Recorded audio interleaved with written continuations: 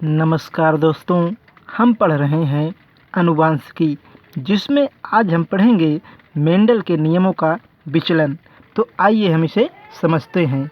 देखिए, हमें मालूम है कि मेंडल ने अपना प्रयोग मटर के पौधे पर किया, जिसमें उन्होंने 7 जोड़ी लक्षणों का अध्ययन किया और हमने यह भी देखा कि 7 जोड़ी लक्षण एक दूसरे से अलग रहते हैं। क्या होते हैं?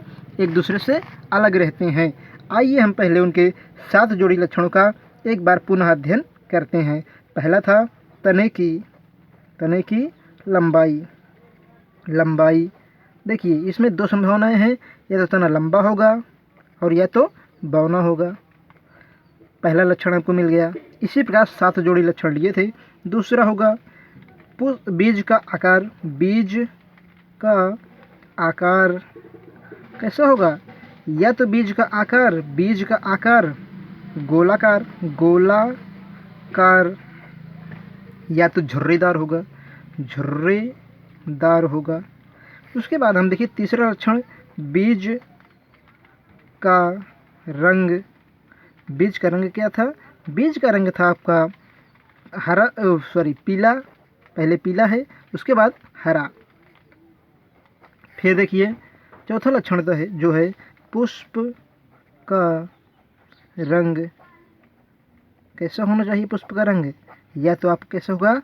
रेड या तो वाइट सफ़ेद होगा। ये हमने देखा पुष्प का रंग। और उसके बाद अगला जो लक्षण है पांचवा हमारे पास है कौन सा? पांचवा है पुष्प की स्थिति।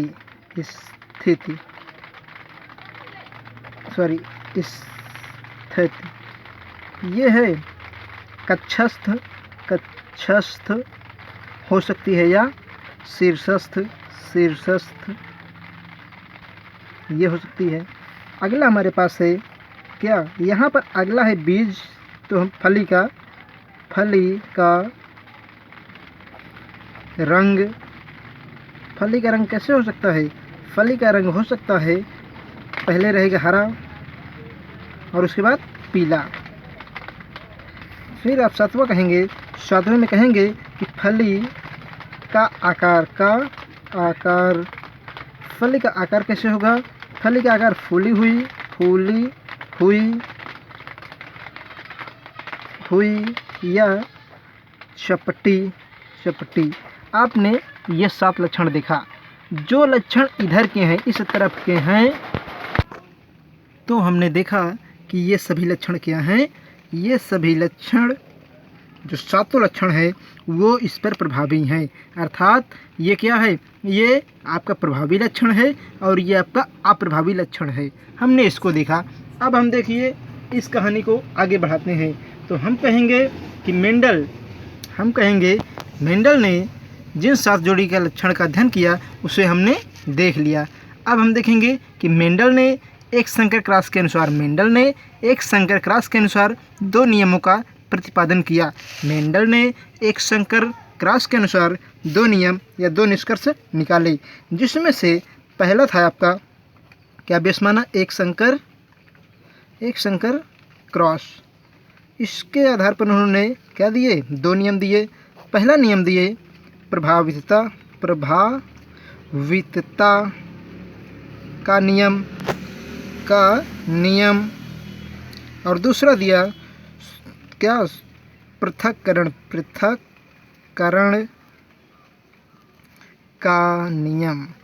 का नियम। ये हमने देखा, जिसमें अनुपात हम बात करते हैं किसमें? हम बात करते हैं दोनों को मिला करके जो अनुपात मिला, जो जीनोटाइप अनुपात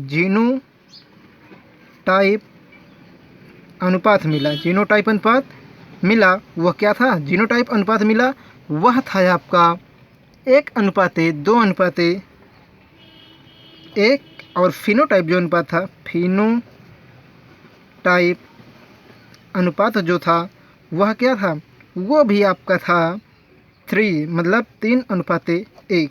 ये हमने देखा जीनोटाइप और फिनोटाइप का अनुपात। ये तो हमने पुरानी बातों का अध्ययन किया जो अभी तक हमने पढ़ा था।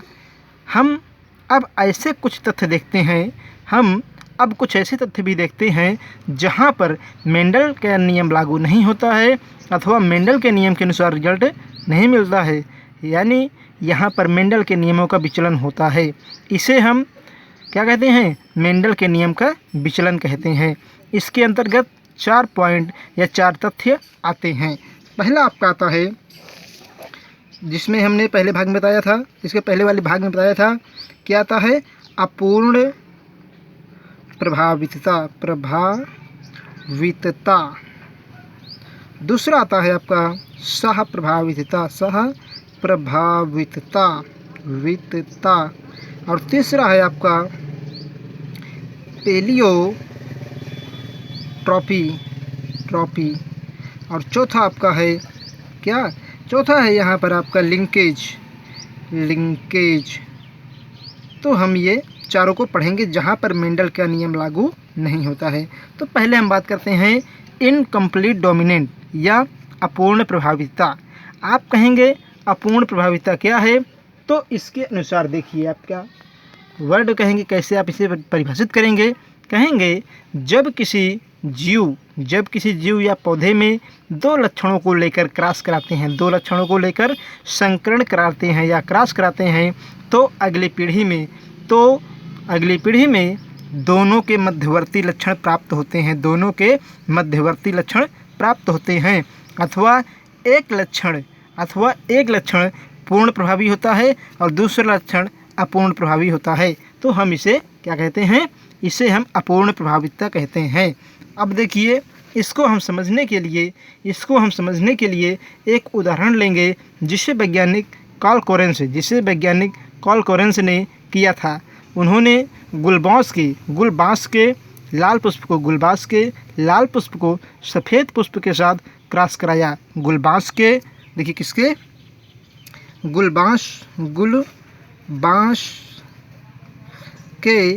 लाल पुष्प को सफ़ेद पुष्प के साथ संकरण कराया। तो इन्होंने क्या किया? जब संकरण कराया किसके? गुलबांस के लाल पुष्प को सफ़ेद पुष्प के साथ, तो देखिए अब क्या मिलेगा? कैपिटल आर यहाँ पर मिला। यहाँ पर क्या मिला हमको? Small R. अब देखिए, जब इसका क्रॉस कराया तो जो परिणाम मिला वह मेंडल के नियम के विपरीत था।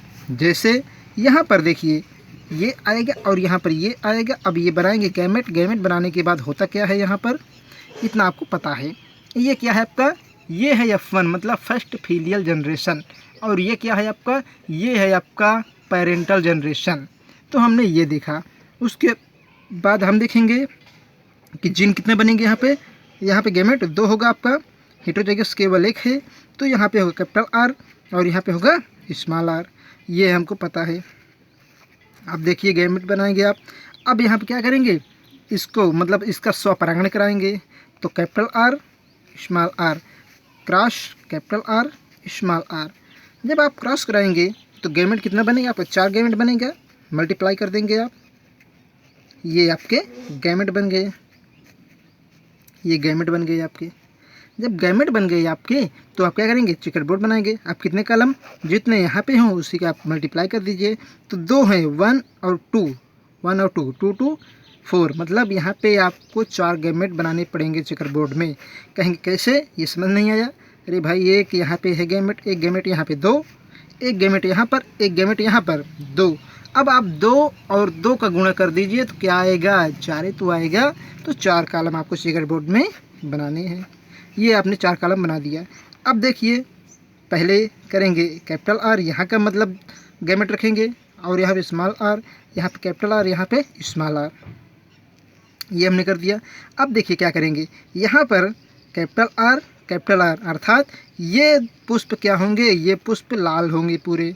ये कैपिटल आर स्मॉल आर, यहाँ पर देखिए ये इसके ऊपर प्रभावी, ये कैपिटल आर इसके ऊपर प्रभावी नहीं होगा। ये तो अपना प्रभाव पूरा दे रहा है, लेकिन ये अपना प्रभाव क्या कर रहा है, ये भी कुछ अलग अपना प्रभाव दे रहा है। और दोनों के कॉम्बिनेशन से, कॉम्बिनेशन मतलब संयुग्मन से क्या हो रहा है, गुलाबी मतलब पिंक रंग का अर्थात पीले रंग का फूल यहाँ पे गुलाबी रंग का फूल बन रहा है यहाँ पे।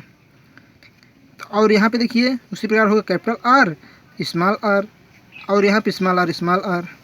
तो आपने क्या देखा कि जब क्रॉस कराया आपने किसको, लाल पुष्प को सफ़ेद पुष्प के साथ, तो एक मिला आपको लाल पुष्प और एक मिला आपको सफ़ेद। तो यहाँ देखेंगे आप फिनोटाइप अनुपात, फिनोटाइप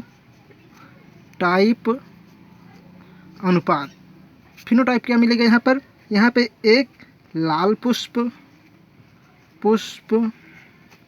दो कैसे मिलेंगे आपके यहाँ पर, गुलाबी पुष्प और उसके बाद फिर क्या मिलेगा आपको, एक सफ़ेद पुष्प। क्या मिलेगा, सफ़ेद पुष्प। तो हमने ये देखा, ये क्या है आपका, यही है आपका मेंडल के नियमों का विचलन, अर्थात इसमें आपने देख लिया कि फिनोटाइप यहाँ पर ये मिला। जबकि पहले एक संकर क्रॉस में हमने देखा था कि जो वहाँ पर जो फिनोटाइप मिलता है, वहाँ पर फिनोटाइप जो मिलता है वह था 3, मतलब 3 पुष्प लाल थे, एक पुष्प कैसा था आपका, सफ़ेद था। तो 3:1 मिल रहा है। लेकिन यहाँ पर क्या मिल रहा है, यहाँ पर 1:2:1 मिल रहा है। हमने ये देखा। अब हम बात करते हैं कि जो पहले था उसमें एक संकर क्रॉस के आधार पर जीनोटाइप क्या था, जीनोटाइप का अनुपात, जीनोटाइप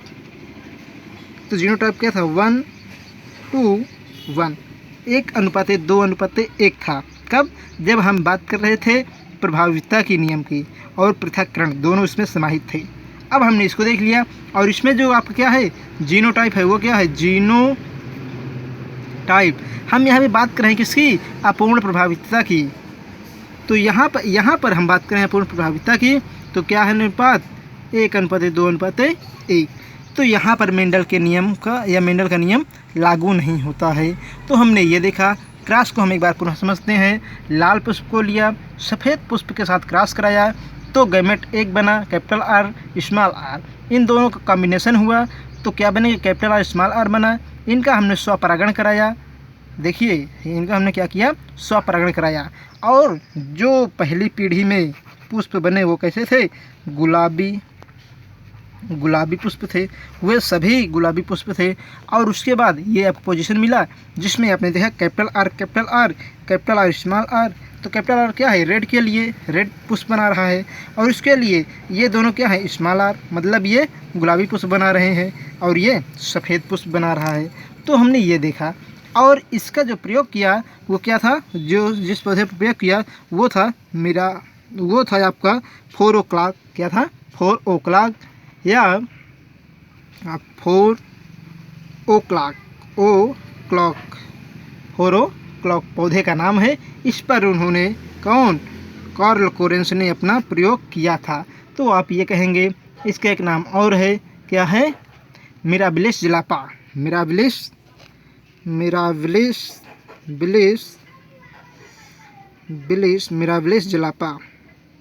जलापा, ये नाम है। इस पर कौन, वैज्ञानिक कार्ल कोरेंस ने अपना प्रयोग किया। तो हमने इसको देख लिया। अब हम समझते हैं किसको, अगला हम भाग समझते हैं आपका सहप्रभाविता। क्या, सहप्रभाविता। तो हम देखते हैं यहाँ पर कोडोमिनेंट या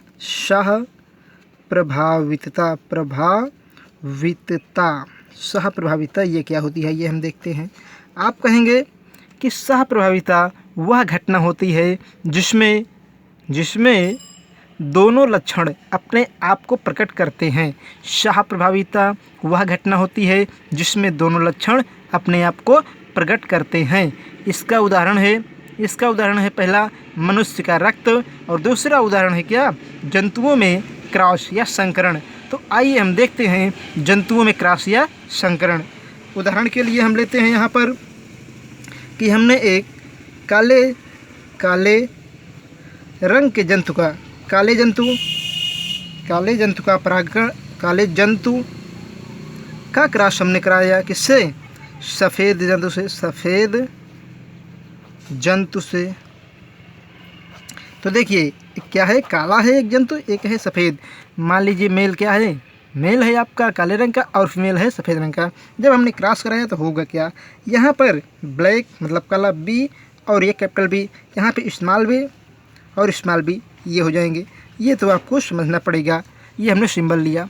उसके बाद अब क्या होगा, यहाँ पर होगा आपका गैमेट बनेंगे कैपिटल बी। यहाँ पर क्या बनेगा आपका, यहाँ पर बनेगा आपका स्मॉल बी। अब उसके बाद देखिए इतना बना, उसके बाद ये दोनों आपस में कॉम्बिनेशन बनाएंगे, संयुग्मित होंगे और बना लेंगे ये रो। अब देखिए जो ये आपका F1 है फर्स्ट फीलियल जनरेशन, ये है आपका पेरेंटल जनरेशन। इसमें जितनी संतान बनेगी सब कैसी होगी, चितकबरी होगी। बनेगी इस अवस्था में जितनी संतान बनेगी कैसी होगी, चितकबरी होगी। तो हमने ये देखा। अब उसके बाद जब हम इसका पुनः क्रॉस कराएंगे तो देखिए गैमेट क्या बनेंगे, इसके गैमेट क्या बनेंगे, इसके जो गैमेट बनेंगे आप जानते हैं कि हेटेरोजाइगस अवस्था है, इसलिए गैमेट इस रूप में बनेंगे।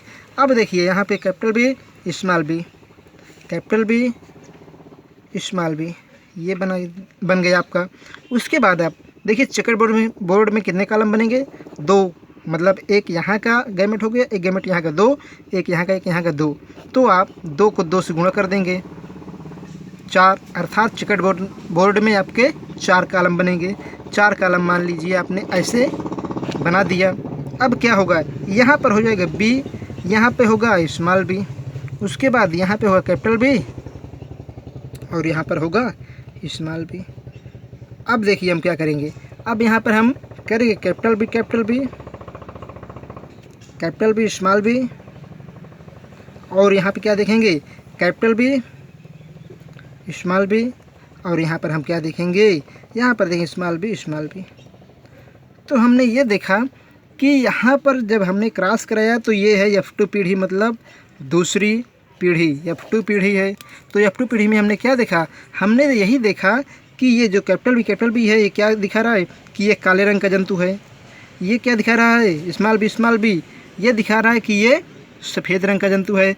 लेकिन ये जो बीच की अवस्था है वो क्या दर्शा रही है, वह दर्शा रही है कि ये जंतु जो हैं कैसे हैं, ये जंतु चितकबरे हैं। कैसे हैं, चितकबरे हैं।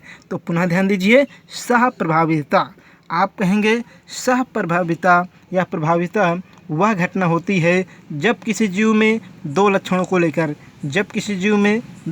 को लेकर आपस में क्रॉस कराते हैं तो अगली पीढ़ी में ये दोनों लक्षण अपने आप को प्रकट करते हैं, अर्थात दोनों के मध्यवर्ती लक्षण हमें दिखाई पड़ते हैं। जैसे एक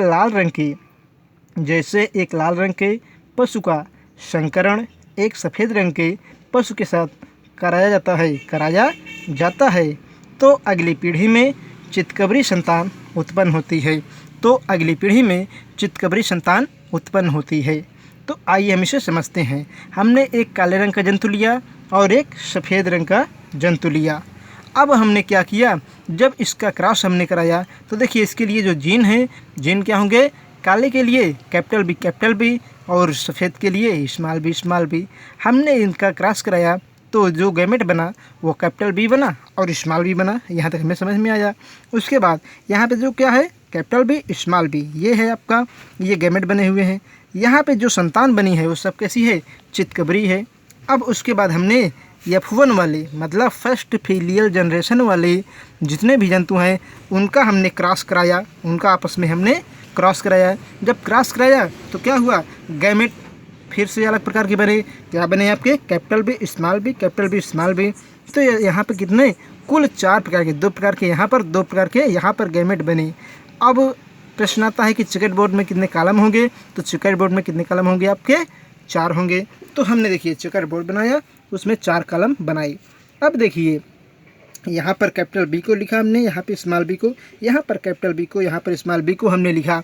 उसके बाद हमने देखा कि ये कैपिटल बी मतलब ये काले रंग का जंतु का प्रतीक है कि मतलब कैपिटल बी काले रंग वाले जंतु के जीन हैं। उसी प्रकार स्मॉल बी ये क्या है, सफ़ेद रंग वाले जंतु के जीन है। और यहाँ पर जो कैपिटल बी स्मॉल बी लिखा है, ये कैसे हैं, चितकबरी संतान वाले के लिए क्या है, जीन है। तो आइए देखते हैं इसमें परिणाम क्या मिला। इसमें भी परिणाम मिला, ये क्या है आपका सह प्रभाविता।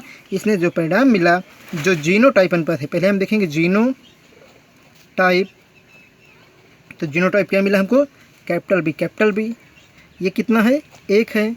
कैपिटल बी स्मॉल बी ये कितना है, 2 है।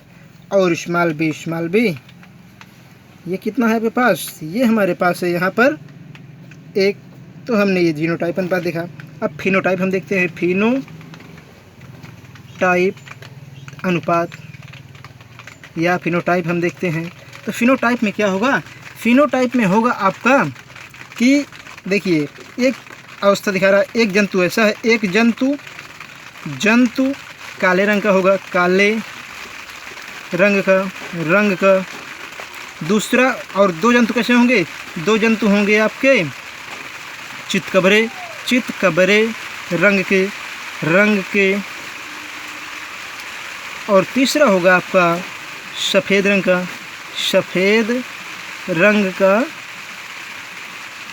का। तो ये हमने देखा, तो ये हमें परिणाम प्राप्त हुआ। तो हमने देखा कि सह प्रभाविता और अपूर्ण प्रभाविता। तो अपूर्ण प्रभाविता की परिभाषा एक बार पुनः देखते हैं। जब किसी जीव में 2 लक्षणों को लेकर क्रॉस कराते हैं, तो अगली अवस्था में दोनों के मध्यवर्ती लक्षण प्राप्त होते हैं। इसे ही हम क्या कहते हैं, अपूर्ण प्रभाविता का नियम कहते हैं।